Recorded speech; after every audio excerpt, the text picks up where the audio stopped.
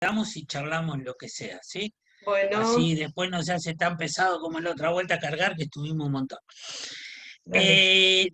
Yo básicamente, a ver, primero les voy a explicar un poco qué metodología vamos a usar para esta clase, que es básicamente el texto legal. El PowerPoint de hoy es el texto legal con algunas cuestiones que yo he marcado para que ustedes vayan viendo la importancia y después vamos a charlar sobre estas cuestiones, cuáles son los aspectos legales y de qué estamos hablando, ¿sí? Pero básicamente es eso, es el texto legal. Y bueno, y el tema que nos convoca hoy es este tema de el Sistema Nacional de Ciencia, Tecnología e Información, que es la creación de los repositorios digitales institucionales de acceso abierto. Sí, ahí tienen el número de la ley. Esto tiene historia, ¿eh? Esto tiene historia. Esto, por suerte, no nace de la nada. Esto, por suerte, eh, como primera medida, Argentina suscribe algunos pactos internacionales en este sentido y también hay algunas instituciones internacionales como la IFLA, que ustedes conocen, que en el 2003 ya elabora un documento sobre el acceso abierto. Tienen todas siglas en inglés, yo después toda esta información también se la puedo pasar. Hay una declaración de Berlín en el año 2003 de la cual Argentina es partícipe, ¿sí? Eh, en el sentido del acceso abierto, que creo que de ustedes de acceso abierto pueden hablar mucho más que yo. Sí, hay una declaración de Budapest también en el año 2002, de la cual también Argentina es parte de esa declaración. Sí, y hay una en El Salvador en el 2005 sobre acceso abierto específicamente, la perspectiva del mundo en desarrollo. Fue el título de esa conferencia a la cual suscribe Argentina. ¿Sí? Bien, con todos estos antecedentes, en el año 2009, en la República Argentina inicia todo un camino de debate en torno a esta ley, ¿sí? De modo tal y hasta que se llega a su sanción por el Parlamento en el año 2013. El Ministerio de Ciencia y Tecnología es quien se pone al hombro la redacción de este proyecto de ley. ¿Sí? Que bueno, que de alguna forma obliga, para sintetizar, a todo el producido, ¿sí? Intelectual de investigación científica, financiado con fondos públicos, si instituciones públicas o privadas, tienen que generar sistemas de repositorios de acceso abierto, sobre todo para que el resto de los investigadores también puedan tener acceso a los datos primarios de las investigaciones ya publicadas. ¿Sí? Sintéticamente es eso. Pero bueno, eh, es un verdadero avance, ¿sí? De alguna forma, este, los objetivos que tiene esta ley es favorece la eliminación de barreras económicas y legales para el acceso a la información de la investigación que produce el país. Y eso no es un dato menor, eso no es para nada un dato menor, ¿sí? Eh, Asegura esta ley una amplia difusión y una amplia visibilidad al producido científico, este, garantiza una mayor transparencia en el tratamiento del producido, de la ciencia con financiamientos públicos. Sí, por supuesto que también es objetivo de esta ley optimizar la inversión en la ciencia y tecnología, ¿sí? Y fundamentalmente distribuye responsabilidades entre las diferentes instituciones que no solo deben crear repositorios institucionales, sino que además deben generar las políticas para poder coordinar con otras instituciones, ¿sí? No solo nacionales, sino también internacionales, y sobre esto hay datos bastante interesantes que ustedes pueden buscar. Ya hay bases de datos de miles y miles de investigaciones de las cuales participa Argentina en red, ¿sí? De modo tal que distribuye responsabilidades entre las diferentes instituciones para que establezcan políticas de repositorios de acceso abierto, ¿sí? Para, de alguna forma, encajar allí el producido de la investigación científica. ¿Va quedando claro hasta acá? Chicos. Hay un beneficio más, Sí, Sergio. sí. Ahora que hiciste una pausa, meto un bocadillo. Sí, sí. Y es romper con esta cuestión que estaba tan instalada, que es la de pagar 2 veces por el producto de la investigación en las universidades públicas. Una vez cuando se le paga el sueldo a los investigadores y otra vez cuando las bibliotecas deben pagar las suscripciones de las revistas en donde los investigadores publican. De este modo se garantiza que todos los originales que partan de publicaciones de investigaciones financiadas por el Estado estén de libre acceso para toda la comunidad académica. Sin tener que Exacto. por eso, ¿no? Ese es todo un mundo que yo no sé, ese es todo un mundo que yo creo que no todo el mundo tiene claro cómo funciona o funcionaba, está tendiendo ya eso, por supuesto, a corregirse, pero que cómo funcionaba, que después yo creo en algún momento Marcela por ahí debería, en otra Y clase, no sé, ¿no?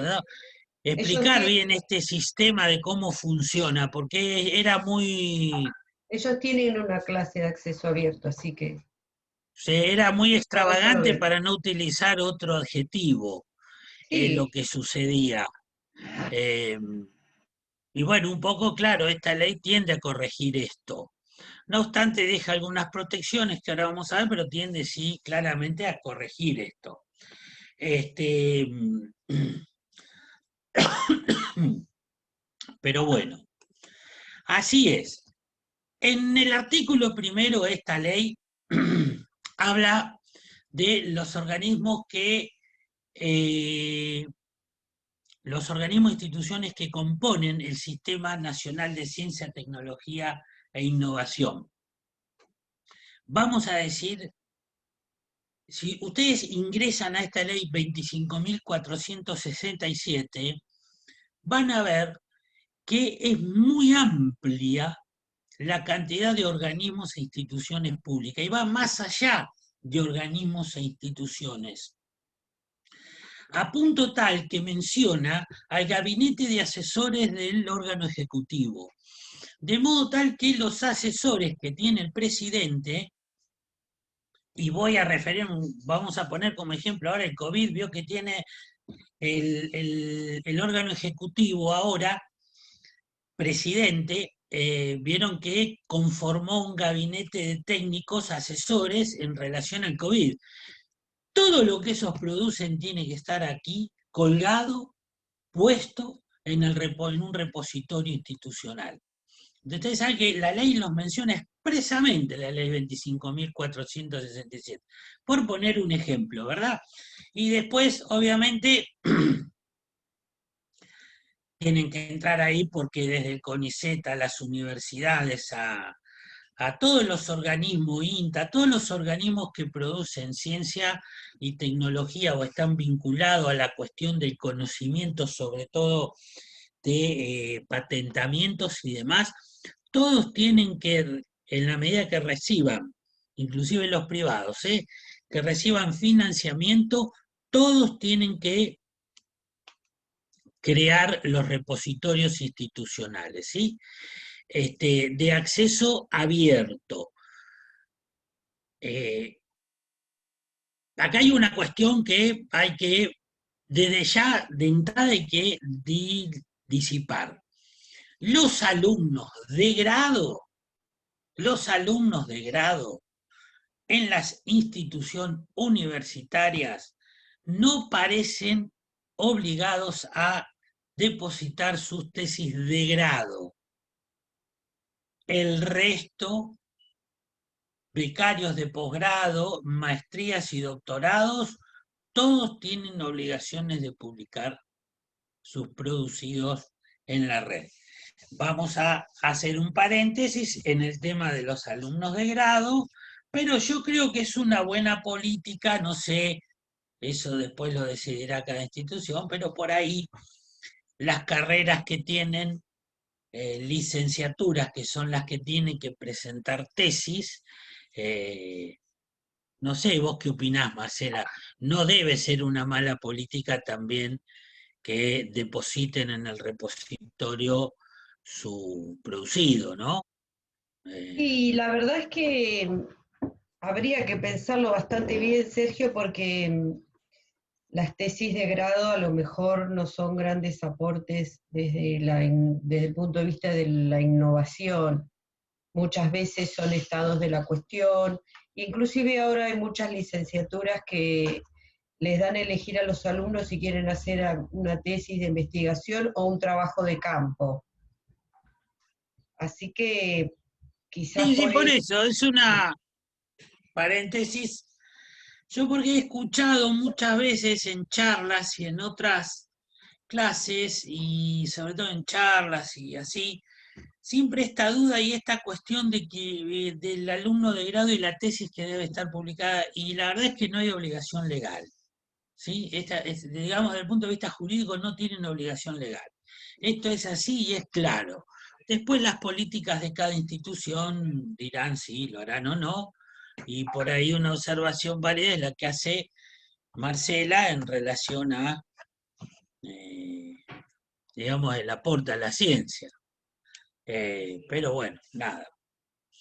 Bueno, entonces hasta aquí vamos porque aparece como, claro, y esto es un poco lo que decíamos hoy, de que la coordinación institucional y el establecimiento de políticas, ¿sí? Es una obligación legal, que en el último artículo ustedes van a ver que al incumplimiento de estas cuestiones, de alguna forma el legislador la pena con la quita de financiamiento, ¿sí? Digamos, el estímulo, podemos verlo de las dos formas. El financiamiento funciona como estímulo para que hagan y sucedan y establezcan estas políticas institucionales, ¿sí? O funciona la falta de financiamiento como sanción ante el incumplimiento de esta ley. Pero a como sea que dé lugar, tiene que quedar claro que eh, los organismos y las instituciones obligadas tienen la obligación fundamental de crear estos repositorios. Pero para mí hay que detenerse en el mandato legal que está ahí subrayado, ¿sí? Que son las políticas institucionales, es la cultura que debe generar toda institución para que el producido de sus científicos, docentes, etcétera, ¿sí? No solo se coloque en los repositorios, sino que además tienen la obligación en esas políticas de preservar esta suerte de política de encaje a largo plazo. ¿Sí? Esto facilita muchísimo y es uno de los objetivos de la ley. Las políticas institucionales, ya no solo coordinada entre instituciones, sino también, insisto, la cultura institucional, la cultura política de que los investigadores deban dar a conocer a través de sistemas de accesos abiertos el producido de la investigación científica. Y ahora va, porque otra de las cuestiones que tiene la ley muy importante es el seguimiento de estas políticas por cada institución. Y el seguimiento básicamente tiene que ver con la facilitación que se le tiene que dar también a los investigadores, ¿sí? De que, bueno, en un repositorio tienen todos los datos primarios para realizar sus investigaciones al alcance de la mano. Y si están manejados además por gente con experticia, por gente con idoneidad, como son ustedes que se forman para esto, ¿sí? Además la indización está rápida para los investigadores. Tener todos los datos primarios al alcance de la mano es una política institucional, ¿sí? Que todos los organismos deben llevar adelante. Por eso yo creo que lo más importante es esto, el establecimiento de políticas de acceso abierto. ¿O me equivoco, Marcela, que esto es así? Vos que estás No, no, por supuesto, es experta en el tema. importantísimo. Es importantísimo. Todo lo que gira alrededor del acceso abierto, que ya tiene unos cuantos años, por suerte, es fundamental. Primero porque optimiza los recursos. Al compartir los datos primarios de investigación, se ahorra muchísimo en investigaciones que antes se duplicaban y que volvían a Claro, todo, de nuevo todo en el mismo relevamiento para obtener conclusiones diferentes o desde puntos de vista diferentes, pero se repiten toda la toma de datos. Además, al estar almacenados en distintas épocas, se pueden hacer comparaciones, bueno, las posibilidades son infinitas. O son sea, infinitas. se optimizan los recursos del Estado, que es justamente a lo que se tiene Exacto. que tender. Sí, sí, es una, a ver, si uno puede resumir las, de alguna forma, los objetivos de esta ley son la difusión, ¿sí? La prestación del servicio de estos que estamos hablando, políticas institucionales coordinadas, ¿sí? Profundizar la integración regional e institucional, la sostenibilidad del sistema y el seguimiento. Esos así serían básicamente los principios fundamentales de esta ley en relación a la política de acceso abierto y el encaje de el conocimiento científico en los repositorios institucionales. Sí, Ni sí, hablar lo del, sinteticé una vez y no me va a salir de vuelta, así que más vale que haya quedado grabado esto. ni hablar del impacto que tiene sobre la difusión y la visibilidad, ¿no es cierto? Y todos los espacios Sí, que sí, se claro. de investigaciones interdisciplinares, porque cuando uno puede saber que están investigando en otras universidades, inclusive en nuestra propia facultad, a veces no sabemos que están investigando los del departamento de al lado. Entonces, al darle esta difusión tan amplia y de tan fácil acceso, bueno, se crean trabajos interdisciplinarios mucho más ricos. Sí, sí, yo además soy de la convicción que si vos tenés todo el producido de alguna forma en un repositorio indizado de acceso abierto y de fácil acceso y bien gestionado, yo creo que las posibilidades de generar conocimiento patentable son infinitamente mayores que si arrancás solo en compartimientos estancos y sin contacto prácticamente, sin saber qué hace el de al lado. Creo, no tengo ninguna duda que esto debe funcionar de esta forma. Por eso esta es una ley, realmente fue un gran avance esta ley, ¿eh? Este, que además desde el punto de vista de la práctica profesional, del ejercicio profesional de ustedes, es un campo de acción fantástico esto. No, Marcela, es un campo de acción casi exclusivo para los Sí, cientistas de la información. sí, eh, hacer repositorios quizás no tengan el mismo nivel de análisis sobre el contenido que tienen otros tipos de bases de datos, porque eso Ujú. no se hace una valoración sobre el contenido de lo que se incluye en el repositorio. No, no, claro.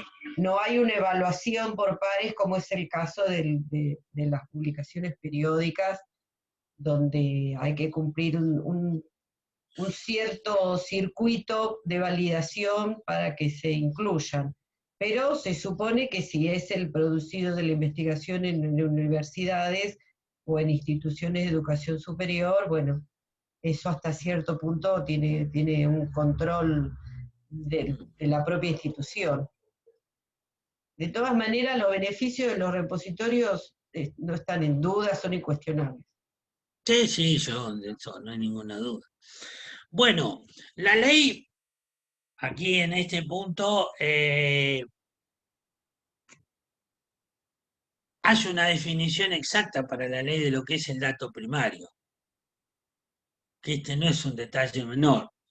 Desde el punto de vista jurídico y para la ley de repositorio, la definición de dato primario la tienen ahí frente a ustedes, ¿eh? Es todo dato en bruto que es base para cualquier investigación, ¿sí?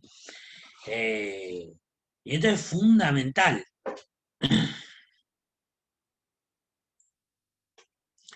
¿sí? Entonces, es fundamental. Después sigue siempre en el mismo sentido, eh, que en términos generales todo subsidio, todo lo que esté financiado por el Estado, debe estar incluido dentro de los repositorios, ¿sí? Este, y bueno, yo por eso me hacía referencia en el artículo anterior a las políticas, porque la ley es muy insistente en esto, un plan para garantizar la disponibilidad pública de los resultados esperados, es decir, una política que garantice el acceso abierto. Entonces, básicamente, un mandato imperativo a lo largo de todo el texto legal. Sí que es importante tenerlo también en cuenta. ¿Mm? Otra cuestión Este, es que sí, se rompe con los monopolios editoriales que manejan toda la difusión de la ciencia y que bueno, claro.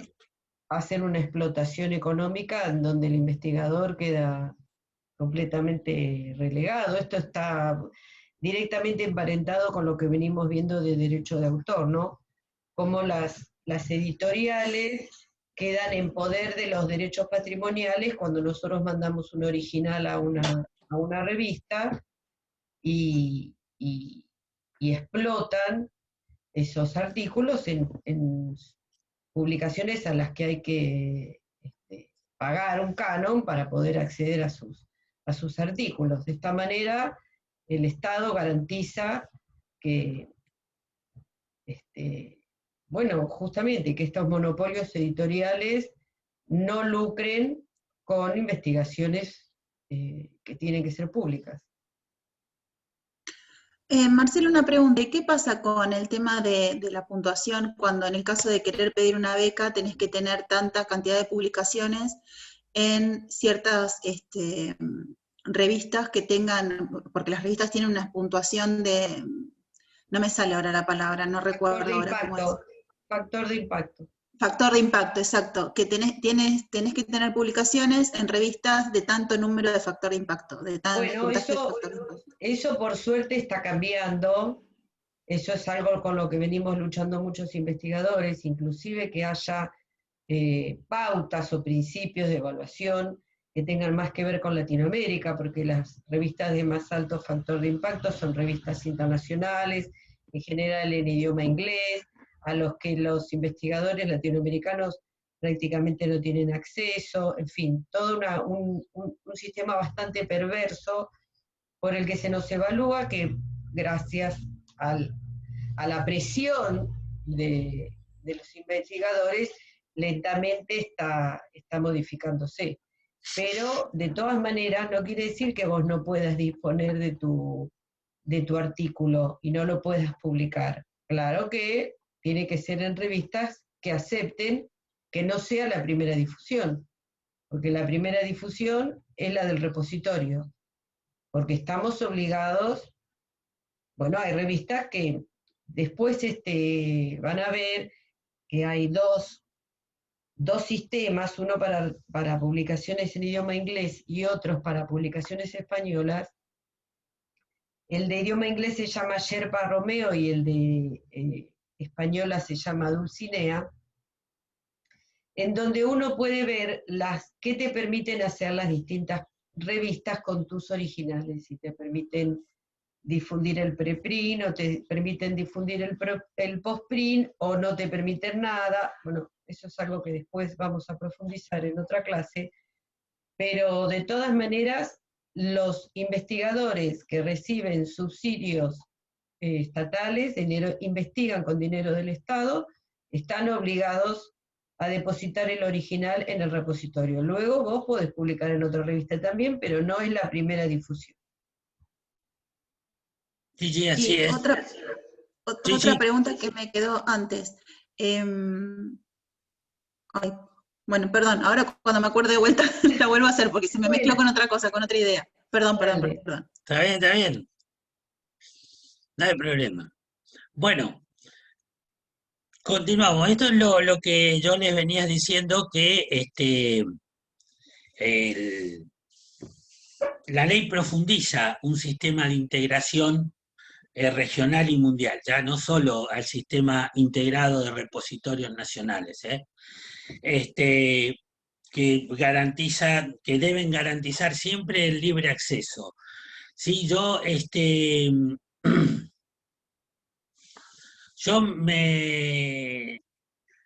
es decir, además del sistema nacional, se debe impulsar la integración regional e internacional con otros repositorios.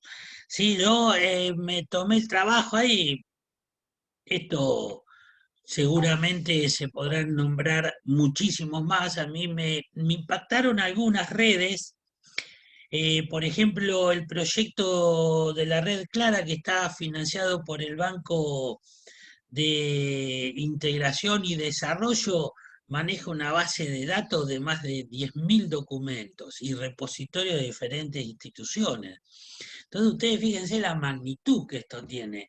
La Claxo, por ejemplo, maneja miles de bases de datos también de todo el mundo, ¿sí? Con miles de documentos adentro insertados de producción en investigación en ciencias sociales. Ahí en el portal de la referencia, que es también otra red, hay más de 500.000 documentos científicos de 9 países, dice. Ustedes fíjense la magnitud de lo que se genera con este tipo de políticas que impone la ley a las instituciones. Que es un poco esto. Se deben facilitar y se deben hacer compatibles, ¿sí? Con normas de interoperabilidad que son adoptadas internacionalmente. Muchas de estas cuestiones tratadas todas en tratados internacionales, a los cuales los estados se suscriben, entonces implementan bases de datos y sistemas operativos que son compatibles para poder después hacer la conjunción de estas redes. Este es el mandato legal, ¿sí? Y que, bueno, de alguna forma debe garantizar el libre acceso a estos repositorios, ¿no? Y yo pensaba recién en relación a la pregunta que hacía Rosana, es parte de las políticas, yo creo, institucionales, es sin ninguna duda, de alguna forma, exigir publicaciones ya en algún punto empezar a pedirles en repositorios. También puede ser una política a desarrollar, digamos. Esas son las políticas que la ley, yo por eso me detenía mucho sobre la cuestión reiterativa de la ley, y habla de políticas de normas de interés, políticas de acceso abierto, políticas de compatibilidad regional, políticas de desarrollo siempre se refiere a las políticas, ¿sí? Tendientes a generar una cultura de un determinado proceder, porque en definitiva las políticas pasan por ahí, pasan por generar una cultura y de una determinada conducta, en este caso que estamos hablando de que el producido con financiamiento público debe estar con acceso libre, con acceso amplio y sin barreras para los usuarios. Un poco creo que también pasa por ahí. Bueno, un poco acá lo que vemos ahora un poco lo que recién charlábamos, que es este tema de qué sucede cuando el investigador tiene ya compromisos adoptados. ¿Sí? Entonces, bueno, la ley da una cierta solución. La primera cuestión es que todo producido dentro de los 6 meses tiene que estar dentro de un repositorio. ¿Sí? Por supuesto que tiene excepciones, porque puede ser, si ustedes están investigando algo que la universidad considera que es patentable, bueno, primero se va a garantizar los derechos de patente, se va a garantizar una serie de derechos de la institución y recién después lo hará conocible al asunto, lo pondrá al acceso abierto. Esto, por supuesto, que son cuestiones que se van manejando porque la misma ley establece algunas excepciones, ¿sí? En cuanto a la publicación. Pero en principio, dentro de los 6 meses tiene que estar, ¿sí? Y después ustedes fíjense que en la medida que se están protegidos los datos por convenios o contratos anteriores, vencidos los plazos de protección, tienen que estar publicados en el repositorio, tienen que estar puestos en el repositorio, ¿sí? Esto es así, porque estos son mandatos legales, ustedes fíjense que le pone 6 meses y 5 años para los datos recogidos, y son plazos que la ley establece y son plazos que hay que cumplir y son plazos que las instituciones deben velar por cumplir. De esto ninguna duda, que es así. Perdón, profesor, ya me acordé de lo que Sí. era. Al respecto que nombra tan específicamente los datos primarios. Por ejemplo, Sí, en arriba, sí, en el artículo, sí, una decime. investigación, por ejemplo, de sociología, los datos primarios serían las encuestas, los datos procesados de las encuestas. Sí, el dato primario. O la A ver, producción final, digamos. no, por eso, la producción final puede ser dato primario para una futura investigación. Este es el criterio de la ley. Por eso es muy importante, es básicamente la finalidad del repositorio. Es decir, lo que para mí fue una investigación acabada, para vos puede ser dato primario como base de partida para tu investigación. ¿Sí? Por eso le da una definición, es todo dato en bruto sobre los que se basa cualquier investigación, que puede o no ser publicado cuando se comuniquen los avances científicos. Pero el dato primario, dato bruto, vos podés estar tomando una investigación acabada, ya publicada por la profesora Coringrato, y de ahí partís hacia otro, pero partís y tomás datos primarios desde ahí, ¿sí? Por eso es tan importante esto, es un poco lo que hablábamos de la simplificación, que es uno de los principios de esta ley, la simplificación para el resto de la comunidad de investigadores. ¿Sí? Así es como debe funcionar en la teoría, por lo menos. Y creo que funciona bastante bien. En términos generales, estamos hablando de una ley que es nueva. No sé si todas las instituciones ya tendrán repositorios, ¿no? Marcela, creo que, no sé si todos lo tienen, algunos No sé tendrán más si todas desarrollados lo que otros. tienen. No sé si Claro, todas lo tienen. No, la verdad es que no. No sé tampoco cuál es la términos. sanción al el incumplimiento de esta ley. La sanción es la falta de financiamiento, te dejan Claro, de bueno, financiar. si se lleva a cabo, es efectivo eso. Sí, sé que Y está previsto. a ver, si yo no he visto juicios al respecto. Claro, porque no es fácil. Pero estoy seguro que administrativamente te deben intimar a que lo cumplas cuando algún investigador, sobre Claro, todo, quiere recurrir y no tiene los datos en un repositorio y tiene que ponerse a trabajar de cero de cosas que ya sabe que se han hecho. Yo sí, creo que sí, al primer escrito te mandan la carta de documento diciendo que era el repositorio y le quitamos el financiamiento. claro, pero no es sencillo desarrollar un repositorio, tenés que No, tener no, bueno. un equipo de profesionales que se dedique a eso, básicamente.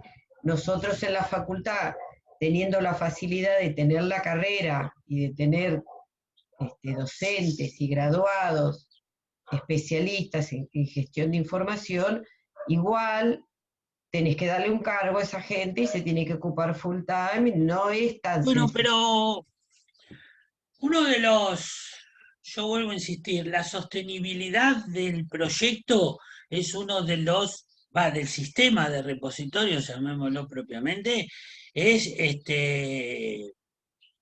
es uno de los mandatos legales, no solo en las instituciones, sino al MinSIT, y está previsto el financiamiento para el desarrollo de esto, del repositorio.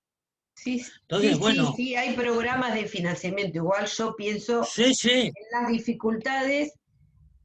Básicamente estoy pensando en el repositorio de nuestra facultad, que se llama UMADOC, y las dificultades con las que se encuentra día a día para que sea realmente un lugar donde esté almacenada toda la producción de la facultad. Hay mucho prejuicio respecto de los investigadores, mucho desconocimiento, hay que romper con toda una cultura este, tienen miedo al plagio, tienen miedo a dar a conocer sus publicaciones en lugares que no tienen la misma difusión de una publicación periódica, bueno, en fin, hay que hacer todo un trabajo fino, por eso la facultad tuvo que sancionar una OCA para obligar, porque muchos investigadores son renuentes a publicar sus investigaciones, en fin. No es una cosa que de un día para el otro sale funcionando. sí, sí. Yo vuelvo a insistir en la actualidad el Sistema Nacional de Repositorios Digitales ofrece financiamiento y lo financia el BID. ¿eh? Además, hay Eh, una cuestión con los repositorios que el sistema se basa en el autoarchivo, es decir, que cada investigador tiene que subir al repositorio su producción. Y bueno, y hay que aprender a hacerlo, eso también es, digamos, otra dificultad, entre comillas, si quieren, pero ya hay que vencer otra cuestión cultural u otro prejuicio que es el propio investigador es el que sube la producción y bueno, todos esos son sí, barreras, hasta hay cierto punto un, son barreras. hay un sistema que por supuesto yo no conozco ni soy idóneo para referirme al respecto. El sistema es Word, Word, que son siglas en inglés, no, que son, en relación a lo que decía la profesora, es un sistema de eh,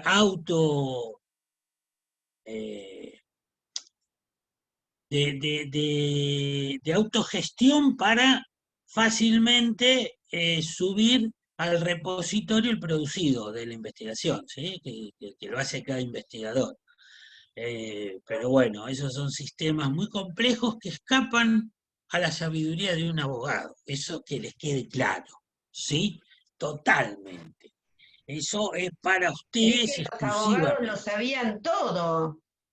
Eh, Casi, casi, casi, no todo. No, Qué no, decepción. escapa. La verdad que yo cuando leía lo que es el Eastward,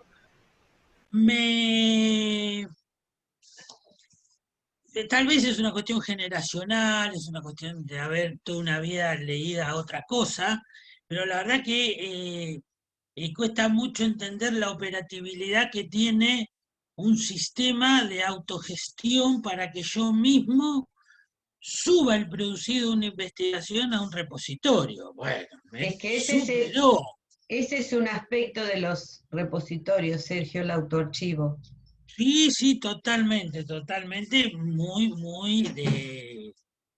muy complejo para quienes no estamos Claro, en bueno, esta justamente esa cuestión, es ¿eh? una de las barreras que los investigadores tienen que aprender a subir su producido a los Bueno, repositorios. pero por eso la ley habla de las políticas, que es la generación de esta nueva cultura de aprender a hacer cosas, ¿no es cierto? Que, bueno, facilitan el acceso abierto, Sí. facilitan el acceso a la información a toda la comunidad.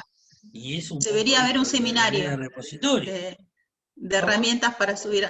Debería haber un tipo, un seminario. Hay muchos ¡Ay, ay! cursos en la facultad, Ah, hay ah. instructivos, hay manuales, hay ayudas, hay un montón.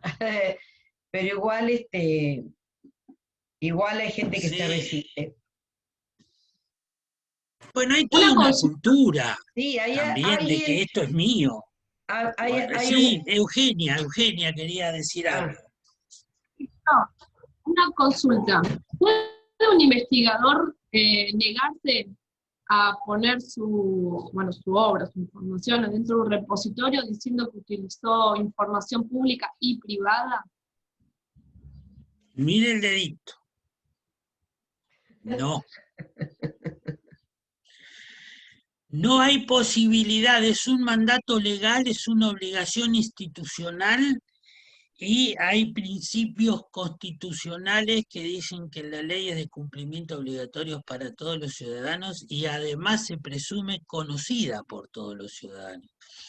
Entonces, en la medida, y volvemos al artículo 1, que la investigación esté financiada con el erario público, con dineros públicos, con financiamiento público, hay obligación de ponerla en acceso abierto en el sistema de repositorios. Y esta les aclaro que es, como decía Marcela, una de las grandes resistencias que hay. Pero es también por desconocimiento. Es también por desconocimiento, porque hay una cultura que hay que romper que viene de una tradición de años, y bueno, esta ley, que insisto, no nace de la nada, viene de toda una discusión y de pactos anteriores, como ya les indiqué. Bueno, nada, es el establecimiento de políticas que generan nuevas conductas en los actores. ¿Sí? No, en ese sentido no difiere con el establecimiento de otras leyes importantes. Eh, toda ley, vieron que hay leyes y leyes, qué sé yo, hay leyes que pasan, que declaran al arroyo la tapera de interés, y bueno, pasó. Pero hay leyes que generan conductas nuevas, hay leyes que producen un quiebre en la cultura de los ciudadanos y en este caso los actores, va dirigida a las instituciones públicas que financian investigación y a los investigadores. Y bueno, se trata de eso, de generar cambios culturales en este punto. Sí, sí, es así. Bueno, aquí está lo que un poco yo les comentaba hoy, que hay investigaciones, hay conocimientos que están protegidos, sea por contratos anteriores o por leyes de patente. Bueno, esos no se publican en la medida que estén protegidos. ¿Sí? Y otros que bien se acaba la protección, por ejemplo, de de la ley de patentes tiene que estar en el repositorio. No obstante, yo creo que este artículo 6º, y sobre todo en este primer párrafo, una cosa es leerlo en el 2013 para algún conocimiento que venía de anterior, y otra cosa es leerlo hoy en el 2020, cuando yo, digamos, podríamos entrar en la excepción de la ley si mi conocimiento es patentable. Lo que no sé si voy a poder esgrimir es no ponerlo porque es patentable, porque, insisto, esto tiene plazos y son plazos de vencimiento de la protección. Vuelvo al ejemplo de una patente. Entonces no es lo mismo leerla en la época de sanción de la ley que leerla hoy, 7 años después, cuando los plazos de protección son de 15 años. Entonces ya acá podemos haber estado con los plazos vencidos y ya entonces la investigación debiera estar en el repositorio, o al revés, inicié una investigación bajo la vigencia de esta ley que la institución, que entonces entra en una excepción expresa que la ley acá dice cómo se hace a través de un acto administrativo que se declara que esa investigación va a estar exenta de colgarse en el repositorio. No obstante,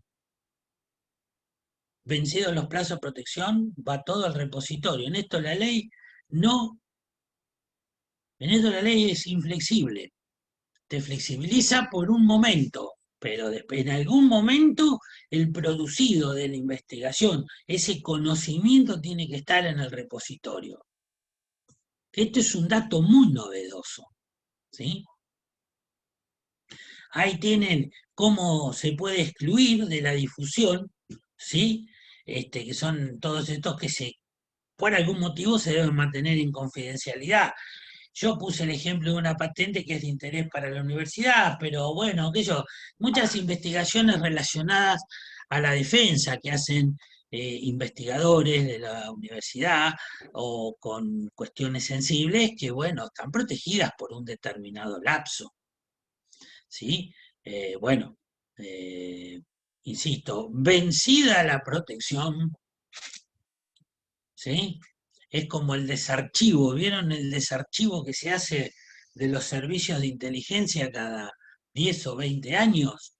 El desarchivo de la información confidencial es igual esto, ¿eh? Funciona de la misma forma.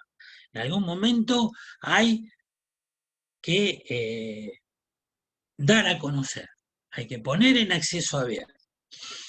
¿Sí? Y bueno, así como definió el dato, ¿se acuerdan? En el artículo anterior define aquí el metadato. Que de estas cuestiones ustedes creo que me tendrían que dar una clase a mí, no yo a ustedes, en cuanto al dato, metadato, ¿no es cierto? Porque ustedes se van a tener que manejar en la profesión con este tipo de cuestiones. Pero la ley ahí les define claramente qué es el metadato, ¿sí? Y lo define dentro del espíritu que veníamos hablando de la ley, ¿sí? Como toda aquella información descriptiva, ¿sí? Es un recurso el metadato, es el recurso que facilita la búsqueda, recuperación, autentificación de lo que es la información y la